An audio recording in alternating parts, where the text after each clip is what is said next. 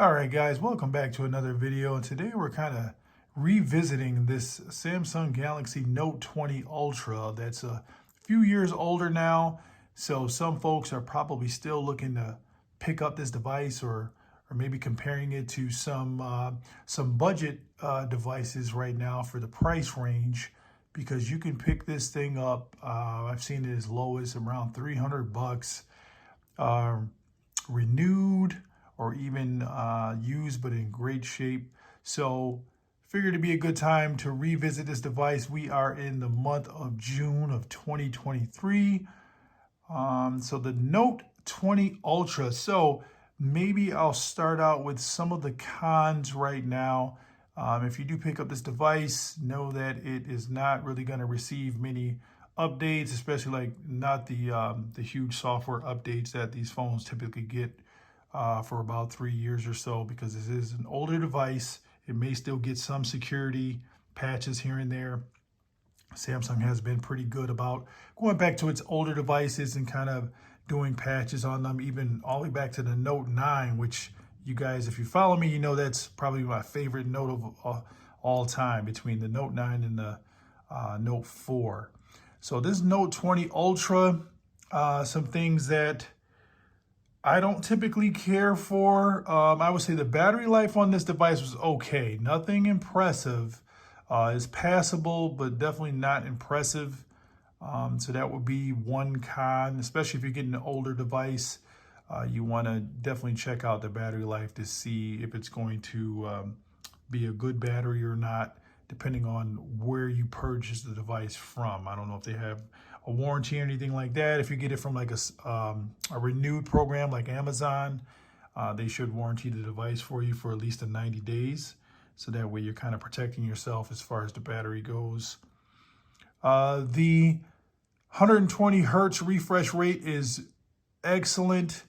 But I guess a con to that would be that you can only have your device at full HD.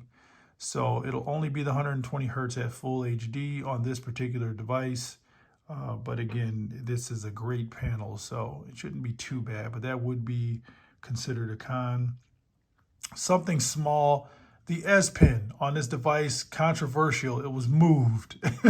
So it was moved from the right side to the left side. I didn't particularly care for that. It does take some getting used to of removing the S Pen and utilizing it here.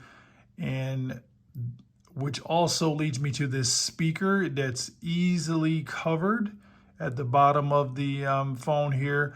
So I really had to get used to laying the phone to the right side and then making sure I'm careful on how I hold it to not cover up that speaker. So it definitely took some getting used to of the S Pen and not covering up the speaker. Speaker quality is decent though, so that's a good thing. No Google feed. So when you swipe over, usually you will get the Google feed here on, say, like the Fold 4. I got used to that, having that Google feed, and even on the Pixel devices, when you're swiping, you'll get the Google feed. An easy fix for that is if you just download like the Google News app. Then you could just go straight to the Google feed that way, but it would have been nice to have that added here.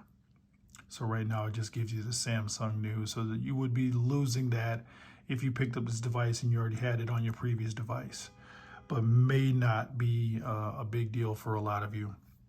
Now let's get to all the great stuff about this device. So price point is tremendous right now on this device, especially for a flagship device that is still more than capable, in my opinion. So the Snapdragon 865 Plus, still to me a good performer, and I believe that's the same processor that they have in the Tab S7 Plus, that still you can catch on sale here and there, still brand new at different places like Best Buy and Amazon. I've seen it.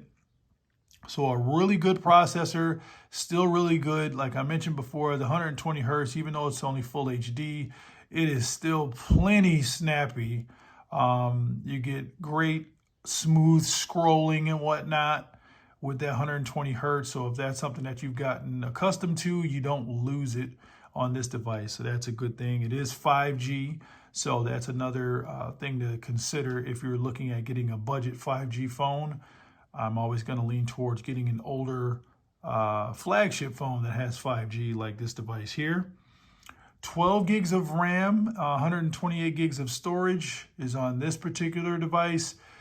I will say that this particular phone, and it's not going to be the same on all Samsung devices. I've had plenty of phones, but the RAM management has been great on this Note 20 Ultra. So you guys know I test out a couple of my favorite games like DH5 and NBA 2K. I can actually leave the game in the background, come back to it the next day, and it'll pick right back up where I left it. It takes it a moment to like kind of refresh if anything is going on within the game, but it doesn't reset the game like I've seen on tons of different Android phones. So RAM management is excellent on this device. It's probably the first time I've ever said that about a Samsung device, but really, really good RAM management. Really good cameras. So 108 megapixel and a 12 megapixel, I believe, is a 50 times hybrid zoom, 5 times optical, I want to say, if I remember correctly. So it takes some really good pictures. I'm not really into taking, tons of pictures and whatnot, but this is definitely passable still, even after a few years. The speakers setup, stereo speakers, still pretty good on this device. It's nothing that's going to blow you away, but is definitely passable, especially at this price point, at this stage of the life cycle of this device. Samsung DeX, something else that a lot of Samsung owners have come accustomed to. So if you do like DeX, it is here on this device still. So overall, in 2023, I would easily recommend you guys picking up the Note 20 Ultra. It's still more than capable, especially if you can snag one for around the $300 mark.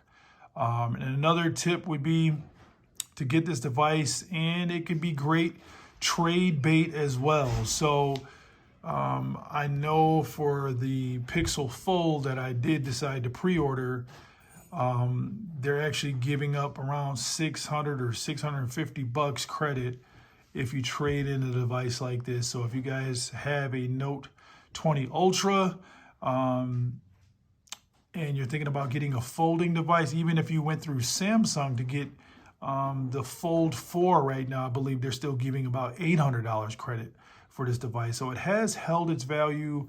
So it's still a pretty good pickup, even to pick it up and use it as your daily driver. So I still recommend it. So you guys tell me, what do you think about the Note 20 Ultra? Do you still have it in your possession? Is it your daily driver? Is it a phone that you're thinking about picking up here in 2023? Hit me up in the comments and let's talk about it. To the next one. Peace.